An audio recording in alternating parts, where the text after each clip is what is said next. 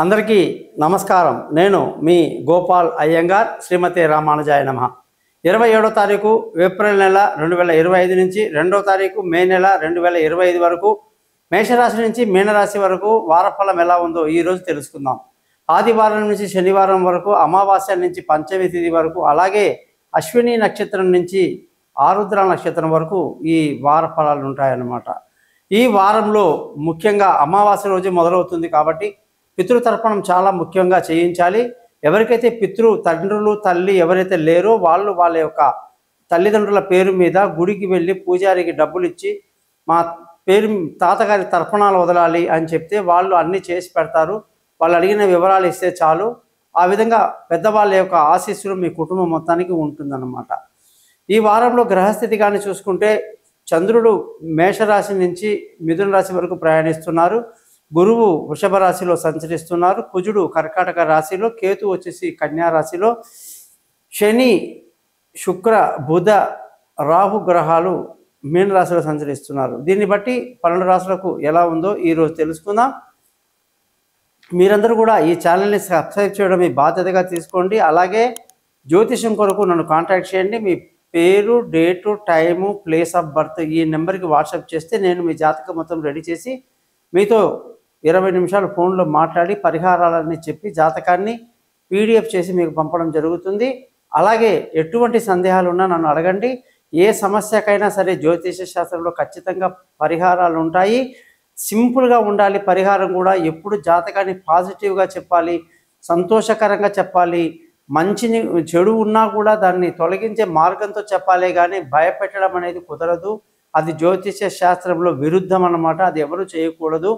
అలాగే సింపుల్గా నేను పరిహారం చెప్తాను కాబట్టి నా ఛానల్ పేరు కూడా thesimple.astrologer.com అని పెట్టుకో.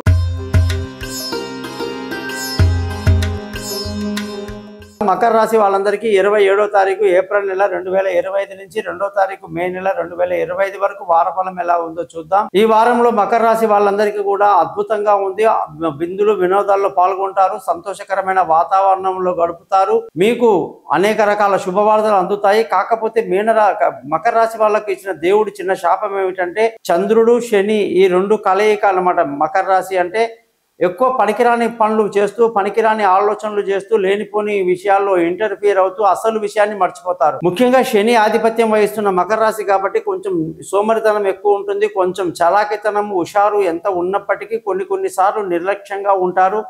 దానివల్ల అమూల్యమైనటువంటి సమయం వృధా చేయడం వల్ల మూల్యాన్ని చెల్లించక తప్పదు. కాబట్టి మకర రాశి వాళ్ళందరూ కూడా సమయాన్ని, డిసిప్లిన్ని ఫాలో చేస్తూ, పెద్దవాళ్ళని, గొప్ప గొప్ప నాయకుల చరిత్రలు చదువుతూ వాళ్ళ ఇచ్చిన సమయాన్ని ఏ విధంగా మనం వెచ్చించాలి, వ్యాపారంలో ఎట్లా రాబడాలి, ఉద్యోగంలో ఎట్లా ముందుకు రావాలి, ముఖ్యంగా పనికిరాని ఆలోచనలు, పనికిరాని మాటలన్నీ క్లోజ్ చేస్తే చాలా మంచిది.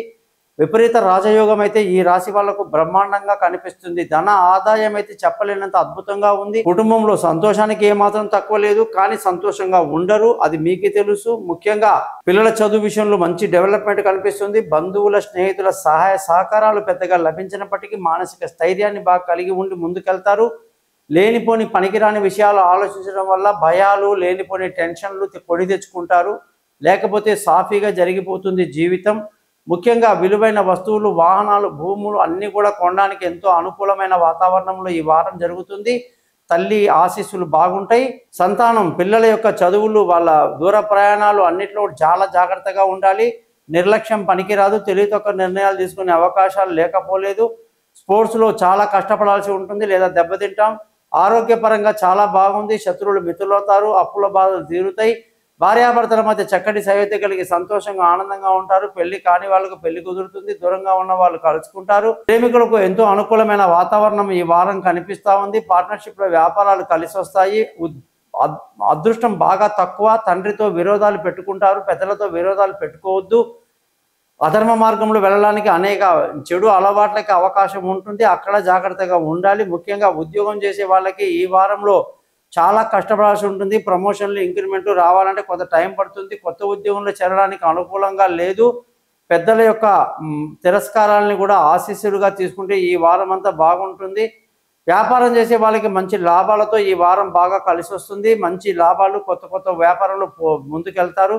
అనేక రకాలుగా ఈ వారంలో ఈ రాశి వాళ్ళకి ప్రతికూలమైన గ్రహాలు ఏమున్నాయి అంటే లక్ష్మీ అమ్మవారిని కొలవండి.